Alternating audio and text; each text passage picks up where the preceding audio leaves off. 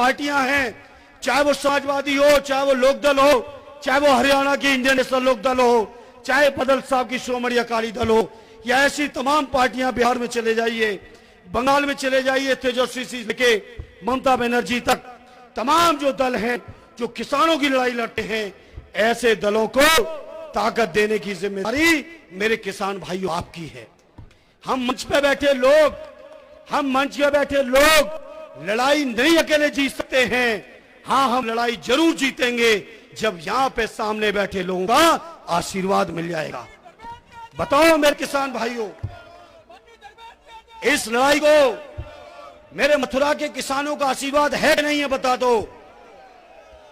आपने भाई जयंत चौधरी को यहां से संसद में भेजा था, इसी तरह की एकजुटता फिर दिखा के उत्तर प्रदेश के लिए मथुरा की पांचों सीटें हमारे गठबंधन को देना, ये अपील है आपसे। दोगे कि नहीं दोगे, बताओ मेरे किसानों।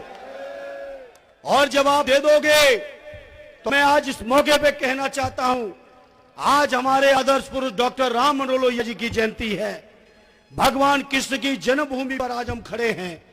तो मैं आज ऐसे पवित्र मौके पर, पवित्र स्थान पे हूं, तो मैं उम्मीद करता हूं कि आज का मेरे किसानों का दिया हुआ आशीर्वाद बहुत मजबूती के साथ बीजेपी की सरकार को उखाड़ फेंकने तक हम लोगों के साथ चलेगा, ये हम उम्मीद लेके आए हैं। और ये भरोसा दिलाते हैं जो भी सरकार बनेगी हमारी, वो किसानों के लिए बनेगी। चौधरी साहब के आदर्शों पे चल के ही नेताजी ने उत्तर प्रदेश के किसानों के लिए 70% बजट तक गांव में भेजने का काम किया था। ये शौचालय का प्रचार आज कर रहे हैं, आज ये बीजेपी के लोग कर रहे हैं। जयंत भाई, याद होगा जब जनता दल की सरकार थी, चौधरी अजीत सिंह जी दिल्ली के मंत्री थे, नेताजी उत्तर प्रदेश के मुख्यमंत्री थे, शौचालय तो उत्तर प्रदेश में उसी समय से बनने लगे थे। आदरणीय त्यागी जी को पता होगा, हम और जयंत भाई तो बहुत छोटे रहे होंगे उस समय।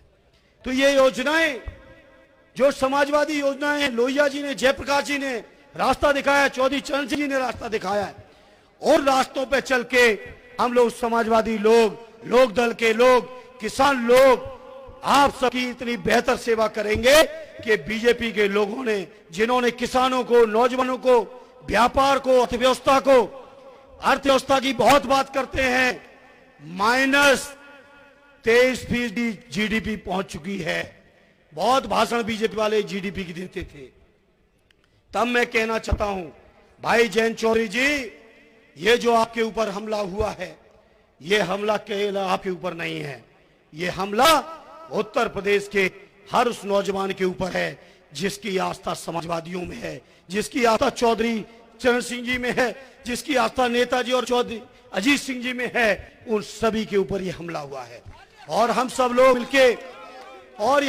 मिलके समाजवादी पार्टी और लोकदल में के, जहां भाई जय चौधरी जी आपके अपमान का बदला लेंगे, वही किसानों के सामने जो संकट है, उस संकट से भी किसानों को बाहर लाने का काम करेंगे। इस भरोसे के साथ एक बार फिर मेरे मथुरा के बुजुर्गों, हाथ उठा के बता दो कि माननीय अखिलेश जी और चौधरी जयंत चौधरी जी को आशीर्वाद है आपका कि नहीं है? सरकार बदलोगे बाबा जी की कि नहीं बदलोगे? बहुत बहुत धन्यवाद। जय हिंद, जय समाजवाद। बहुत बहुत धन्यवाद। पूर्व जिलाध्यक्ष चौधरी बदन सिंह जी, पूर्व विधायक नवाब सिंह जी, पूर्व विधायक प्रताप चौधरी जी, योगेश पचेरा जी, काफी लोगों को नहीं बुलवा पाए हम आपसे क्षमा चाहते हुए किसानों के नेता, जातिवाद के विरोधी, ईमानदारी के प्रतीक, झगड़े और गुंडागर्दी के विरोधी आदरणीय जयंत चौधरी जी, आप ताली बजा करके स्वागत। जयंत चौधरी,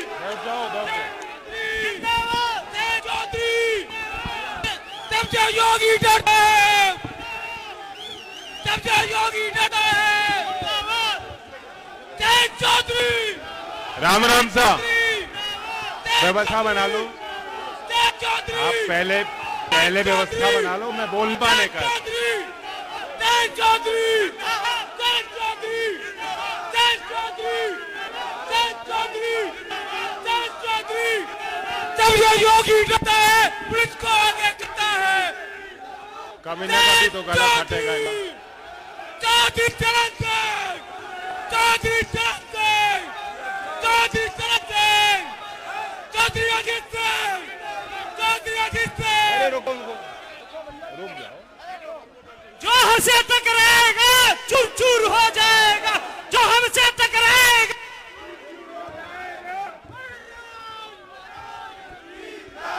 जोश के साथ होश भी चाहिए, जोश के साथ होश भी चाहिए भाइयों।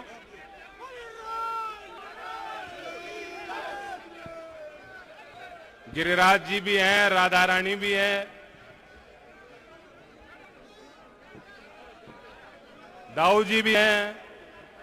यहां तो हर कण कण में ब्रजरज जिसे कहते हैं दिव्य रूप है, भगवान का रूप। धर्मस्थली चौधरी चरण सिंह की कर्मभूमि और मेरा घर, जिस क्षेत्र ने मुझे इतना बड़ा आशीर्वाद और मौका दिया, आज अपनों के बीच, यहां आपके बीच खड़े होकर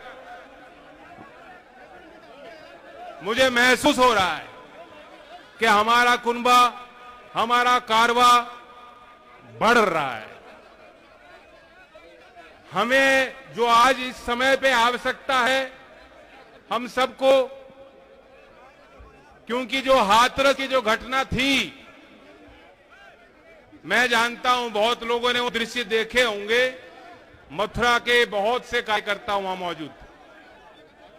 सुरेश भगत जी हैं, मेरी नजर उन पे गई। कौशल सिकवार को तो बहुत गहरी चोट सर पे लगी। विश्वेंद्र है, राहुल, रोहित, गुड्डू तो लाठियों के आगे नाच से रहे थे। हमारे कार्यकर्ता अगर वहां नहीं होते और कुछ ही सेकंड में, कुछ ही पल में उन्होंने मुझे एकदम से खींच के वो ले गए और बचाव किया, वरना बहुत चोट लग सकती थी। हमें इस समय पे आवश्यकता धैर्य की है।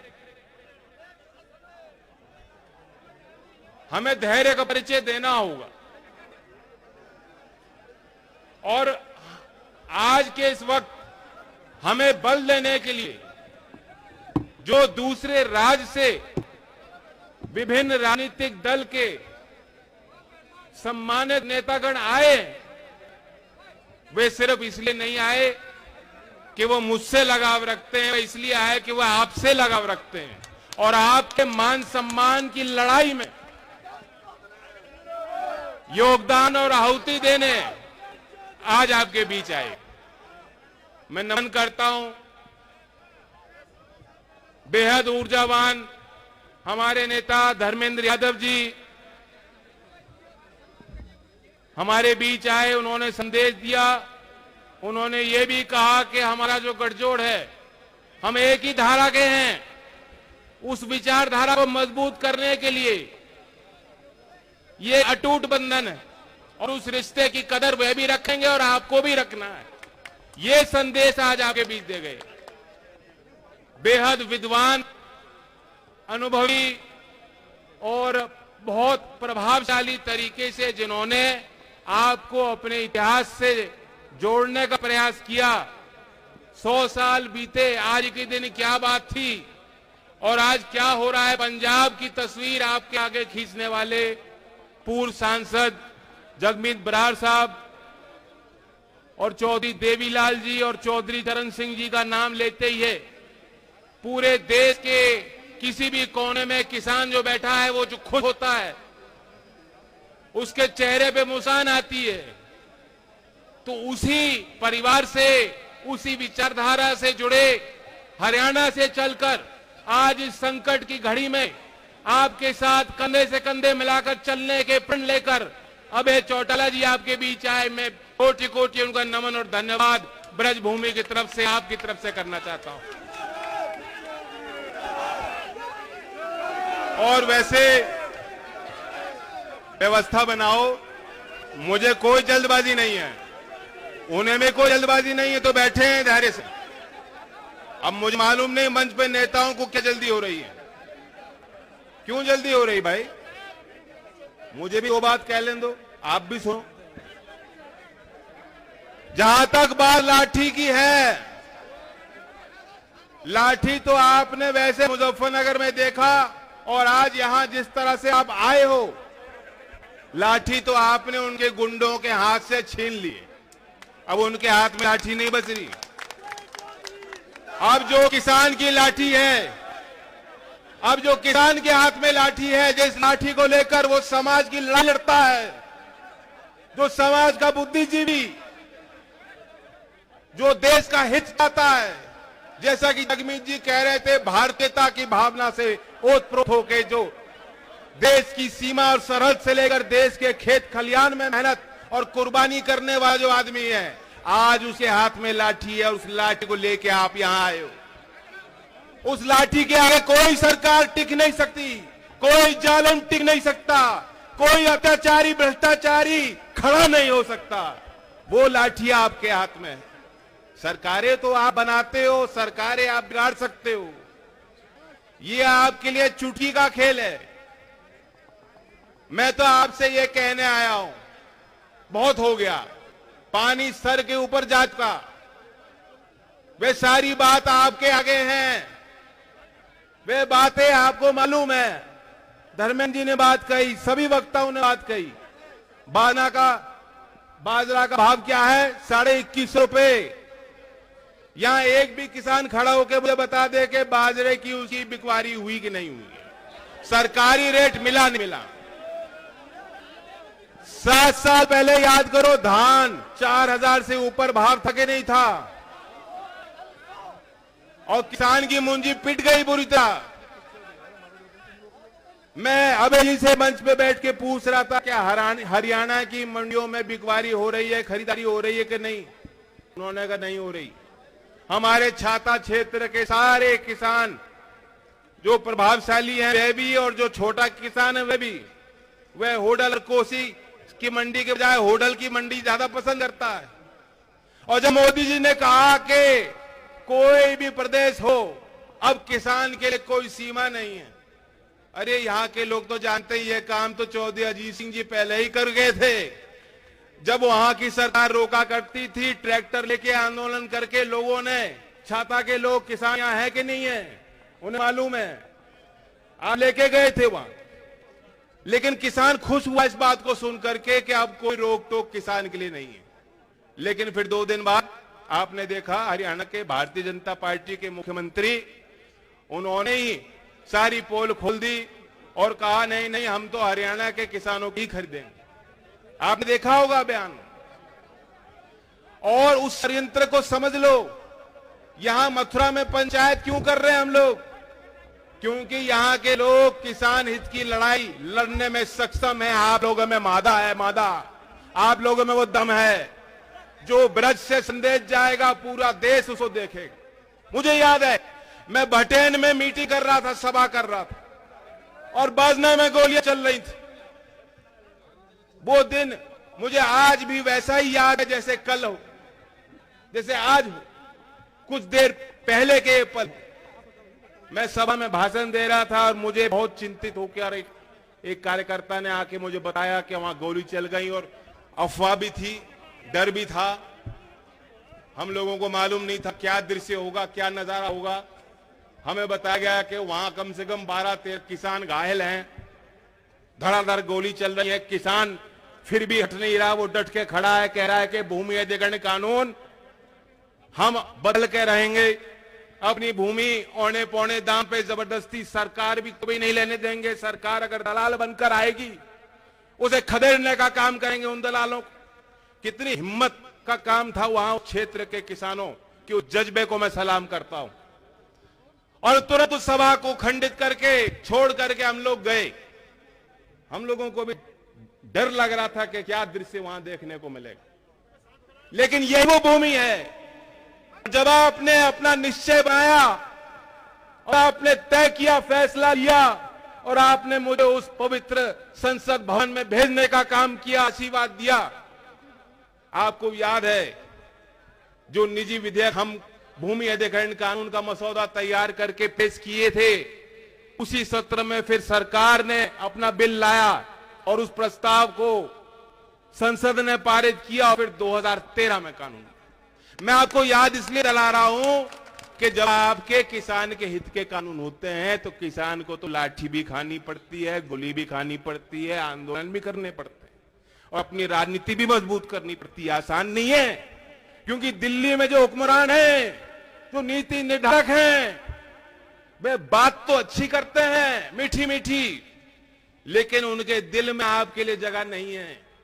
और जब आपने उनको इतनी आज ताकत देख ली और परख लिया, देख लिया, पहचान लिया, आज क्या कर रहे हैं? वही लोग हैं। आपकी लड़ाई वैचारिक हर तरीके से, लाठी से, वोट से, उन्हीं जालिमों से है जो आज सत्ता में बैठे हैं, वे गमन कर रहे हैं।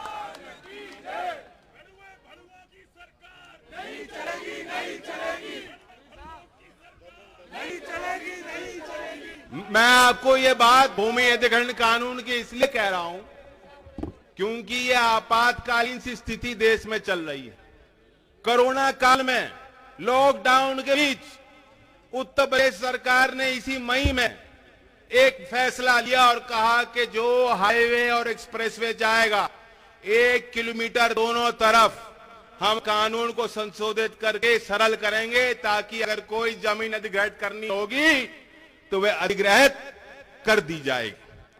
क्या बहाना था? योगी जी कहते हैं हम उद्योग लगाना चाहते हैं। अरे उद्योग इस समय पे जिनकी नौकरी थी, किस्मत वाले थे, उनकी नौकरी छूट रही है, लोग वापस गांव लौट रहे हैं। आपने देखा देश का गरीब आदमी कितने हजारों किलोमीटर पैदल चल चलकर गांव वापस लौटने को मजबूर हुआ। क्या दिया सरकार ने उनको? कहां गया उनका सुरक्षा कवच? कहां गया उनको फ्री का अनाज? कहां गया उनका आत्मनिर्भर पैकेज? आपको मिला है क्या पैकेज? जो प्रधानमंत्री जी गिनाते हैं 10 लाख करोड़, 20 लाख करोड़, ना जाने कितना दे दिया, कुछ भी नहीं मिला। तो मैं संघर्ष करो, हाँ, राजेश को भी लाठी लगी थी इसलिए वो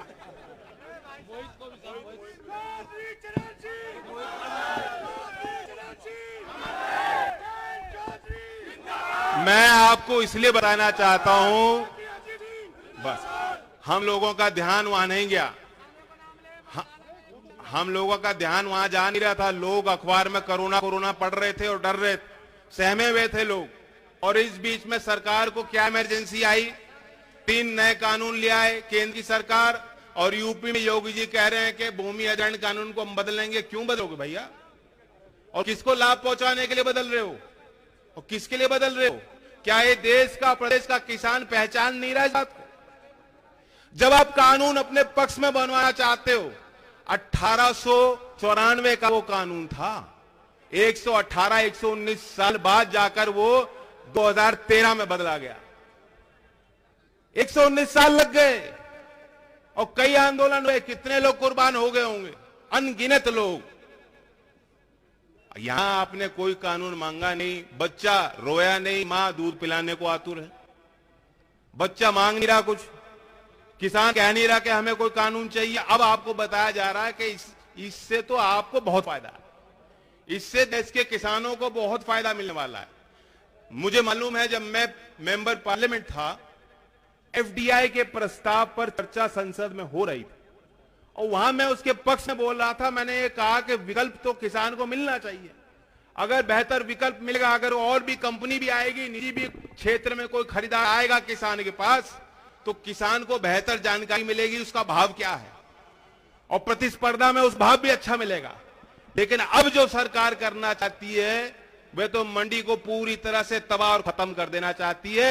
और आप लोग जानते हो पूंजी बनाना, संस्था बनाना बहुत मुश्किल होता है, सालों साल लग जाते हैं, दशक चले जाते हैं कुछ बनाने में, और किसी चीज को बेचने में और गंवाने में कितना टाइम लगता है? वक्त नहीं लगता। LIC बेचना चाहते हैं, रेलवे बेचना चाहते हैं, सारी सरकारी जो सुविधाएं हैं, जहां इनकी लायबिलिटी है, जहां इनकी जवाबदेही है, जिस क्षेत्र में जनता उनसे मांगती है सरकार से जवाब, अब वो कह देना चाहते हैं हाथ जोड़ करके हमने तो बेच दिया, अब हमारे नियंत्रण में नहीं है। ये जवाब वो आपको देना चाहते हैं। तो इसलिए ये लाइन सीधी खिंच गई है, ये लक्ष्मण रेखा इन्होंने पार की है। और अगर आज भी किसान इस देश नहीं जागेगा और संगठित नहीं होगा, विभिन्न पार्टी के हमारे नेतागण मंच पे हैं, मैं तो आपकी तरफ से एक बात उनको कहना चाहता हूं। बताओ कह दूं क्या? हम लोगों के सिंबल अलग अलग हैं, पार्टियां अलग अलग है, संगठन अलग अलग हैं, लेकिन किसान को उस बात से मतलब नहीं है। किसान तो चाहता है भाई, किसान की बात पर अगर हम लोग एक हो जाएं और यहां से लेके दिल्ली तक ईंट से ईंट बजाने का काम करें, राजनीतिक लड़ाई लड़ें, संघर्ष करें, क्योंकि आज लोहिया जी की पुण्यतिथि है। और लोहिया जी की एक कहावत मैं आपके बीच दोहराना चाहता हूं। उन्होंने कहा था कि अगर सड़कें सुनसान हो जाएंगी तो संसद आवारा हो जाएगी। आज आवारा पशु तो सड़क पे हैं और संसद में कौन लोग हैं वो तो आप जानते हो। लेकिन ये वक्त संघर्ष करने का है। मैं अपने भाइयों से पूछना चाहता हूं, चलो मुझे लाठी लगी उसके बाद आप जागे, मुझे कोई दिक्कत नहीं, मैं 4 लाठी और खाऊंगा आपकी आंख खोलने के लिए। लेकिन मुझे एक बात का जवाब